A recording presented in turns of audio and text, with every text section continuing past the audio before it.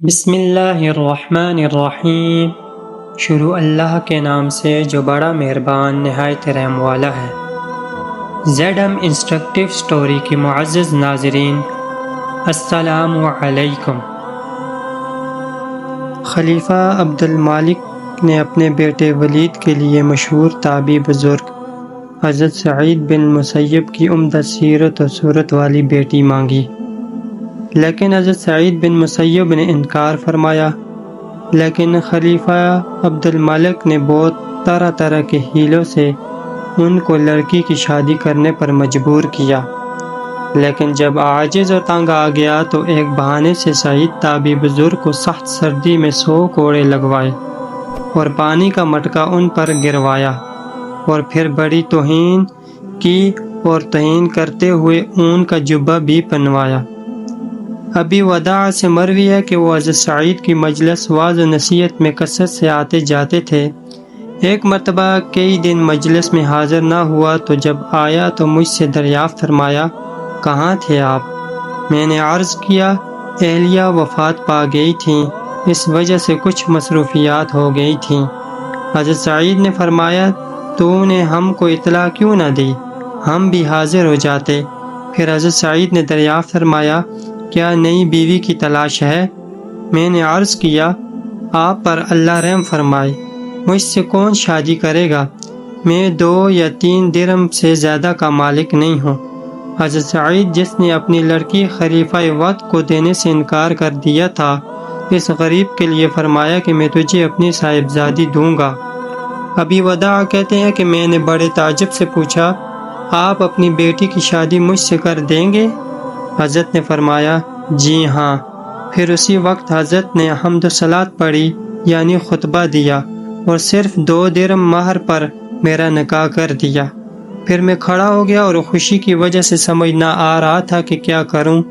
آخر میں اپنے گھر کی طرف لوٹا اور کسی سے قرض لینے کے متعلق سوچنے لگا کہ کس سے وصول کروں، یہاں تک کہ مغرب کا وقت ہو گیا اور میں نے مغرب کی نماز ادا کی اور گھر واپس آ گیا، اور دن کا روزہ دار تھا۔ نماز کے بعد شام کا کھانا کھانے لگا۔ کھانے میں روٹی اور تیل تھا۔ بس اچانک دروازہ کھٹکھٹایا گیا۔ میں نے آواز دے کر پوچھا کہ کون ہے؟ تو آواز آئی، سعید۔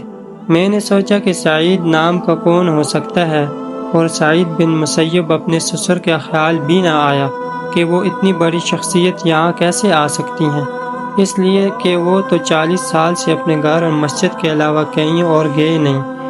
آخر میں نکلا تو دیکھا کہ دروازے پر حضرت سعید بن مسیب ہی ہیں، تو میں سمجھ گیا کہ انہوں نے مجھ کو اکیلا خیال کیا ہے۔ پھر میں نے عرض کیا، ابو محمد، آپ نے مجھے پیغام کیوں نہیں بھیج دیا تاکہ میں ہی حاضر ہو جاتا؟ فرمایا، نہیں، بلکہ مجھے حق تھا آنے کا۔ اب تو آپ شادی شدہ مرد ہیں، لہٰذا میں نے سوچا تیرا تنہا رات گزارنا صحیح نہیں ہے، لہٰذا یہ آپ کی بیوی ساتھ لایا ہوں۔ میں نے دیکھا تو وہ ان کے پیچھے شرم کے مارے چھپی کھڑی تھی۔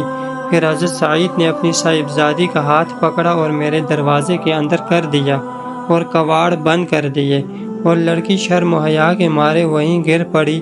میں نے دروازہ بند کیا اور میں جو تیل سے روٹی کھا رہا تھا وہ سب کچھ ایک طرف چھپا دیا تاکہ وہ نہ دیکھ لے۔ پھر میں اپنی چھت پر چڑھا اور پڑوسیوں کو بلند آواز سے پکارا۔ وہ چلے آئے اور پوچھا، کیا بات ہے؟ پھر میں نے ساری بات ان کو بتا دی۔